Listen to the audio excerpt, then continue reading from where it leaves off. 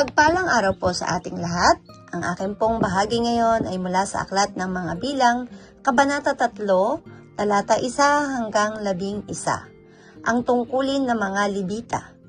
Ito ang salinlahi ni Aaron at Moises nang kausapin siya ni Yahweh sa bundok ng Sinai. Ang mga anak ni Aaron ay si Nadab na siyang panganay at sina Abihu, Eleazar at Itamar. Sila ang mga itinalagang pari na magsisilbi sa tuldang tipanan. Ngunit sina Nadab at Abihu ay namatay sa harap ng altar sa bundok ng Sinai nang magsunog sila ng handog kay Yahweh sa pamamagitan ng apoy na hindi itinalaga para roon. Wala silang anak kaya sina Eleazar at Itamar ang naglingkod bilang pari habang nabubuhay ang kanilang ama. Sinabi ni Yahweh kay Moises, "Tipunin mo ang lipi ni Levi at italaga mo sila bilang katulong ni Aaron. Tutulungan nila si Aaron sa mga gawain sa tuldang tipanan at ang mga mamamayan sa kanilang paghahandog. Sila ang mga ngasiwa sa mga kagamitan sa loob ng tuldang tipanan at sila rin ang tutulong sa mga Israelita sa kanilang pagsamba. Ang tanging tungkulin ng mga Libita ay ang tumulong kay Aaron at sa kanyang mga anak sa gawain nila sa tuldang tipanan. Si Aaron naman at ang kanyang mga anak na lalaki ay itatalaga mo bilang pari at sila lamang ang gaganap ng mga gawaing kaugnay nito. Sino mang hindi mula sa lipi ni Aaron na gumanap ng tungkulin ng pari ay dapat patayin." Sinabi ni Yahweh kay Moises. Amen. A blessed day to everyone. Narito po ang aking daily devotions sa Book of Bilang, chapter 3, verse 12 to 21. Pinili ko ang mga Levita bilang kapalit ng mga panganay na lalaki, kaya sila'y para sa akin. Akin ang lahat ng panganay sapagkat nang lipunin ko ang lahat ng panganay ng Ehipto, ibinukod ko para sa akin ang lahat ng panganay, maging tao o hayop, kaya't sila'y akin. Ako si Yahweh. Sinasabi ko noon si Yahweh kay Moises sa ilang ng Sinai. Lahat ng lalaki sa lipi ni Levi, mula sa gulang na 1 buwan pataas ay ilista mo ayon sa kanilang angkan at sambayanan. Kaya ang lipi ni Levi ay inilista ni Moises ayon sa utos sa kanya ni Yahweh. Ito ang mga anak ni Levi, sina Gershon, Kohat at Merari. Ang mga anak naman ni Gershon ay sina Libni at Simei. Ang mga anak ni Kohat ay sina Amran, Izar, Lebron at Ozel. Ang mga anak naman ni Merari ay sina Mahali at Mosi. Ito ang talaan ng lipi ni Levi ayon sa kanilang angkan. Ang angkan ni Gershon na binubuo ng mga sambayanan ni Libni at Simei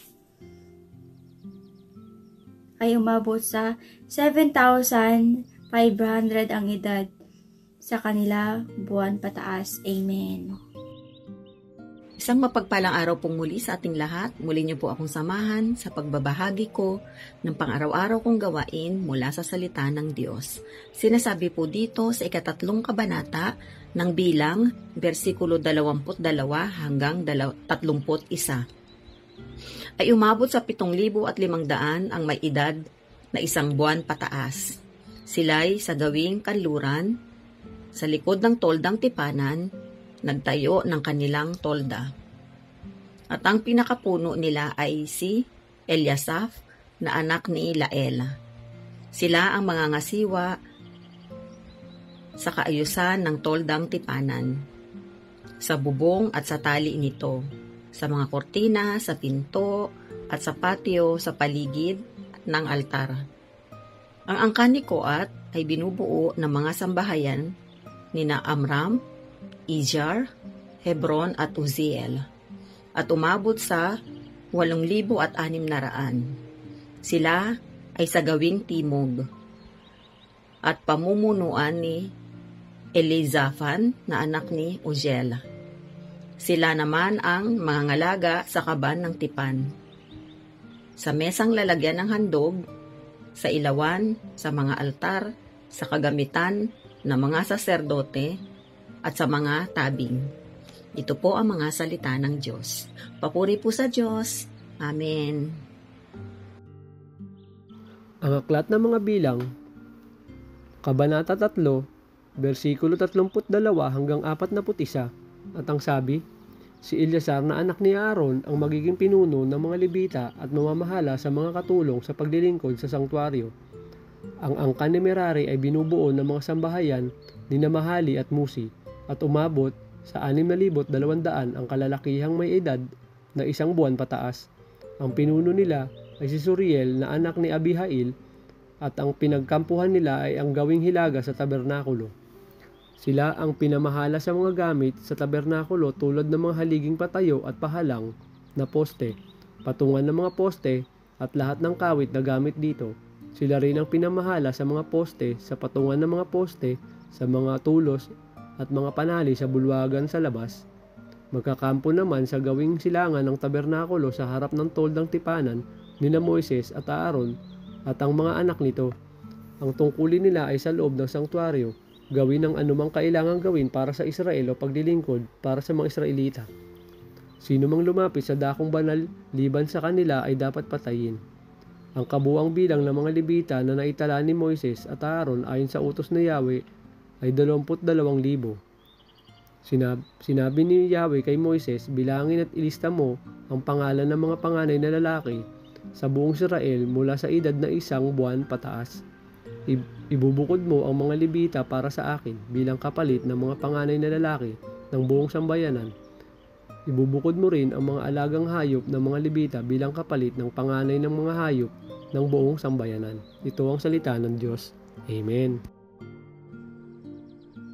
Our devotion for today is from the book of Numbers, chapter 3, verse 42 to 51. At binilang ni Moises, gaya ng iniutos na kanyang Panginoon, ang lahat ng mga panganay sa mga anak ni Israel. At lahat ng mga panganay na lalaki, ayon sa bilang ng mga pangalan, mula sa 1 buwan gulang ng patanda, doon sa bilang sa kanila ay 22,273. At sinalita ng Panginoon kay Moises na sinasabi, kunin mo ang mga Levita sa halip ng lahat ng mga panganay sa mga anak ni Israel, at ang mga hayop ng mga Levita sa halip ng kanilang mga hayop, at ang mga Levita ay magiging akin, ako ang Panginoon. At sa ikatutubo sa 273 panganay ng mga anak ni Israel, na higit sa bilang ng mga Levita, ay kukuha ka ng 5 siklo sa bawat isa ayon sa ulo. Ayon sa siklo ng santuaryo, kukunin mo. 1 siklo ay 20 gera. At ibibigay mo kay Aaron at sa kanyang mga anak ang salaping katutubos na humigit sa bilang nila. At kinuha ni Moises ang salaping pangtubos sa mga labis na humigit sa mga natubos na mga Levita. Mula sa mga panganay ng mga anak ni Israel, kinuha niya ang salapi, 1,365 siklo, ayon sa siklo ng santuaryo. At ibinigay ni Moises kay Aaron at sa kanyang mga anak ang salaping pangtubos ayon sa salita ng Panginoon, gaya ng inuutos ng Panginoon kay Moises. This is the word of God. Amen.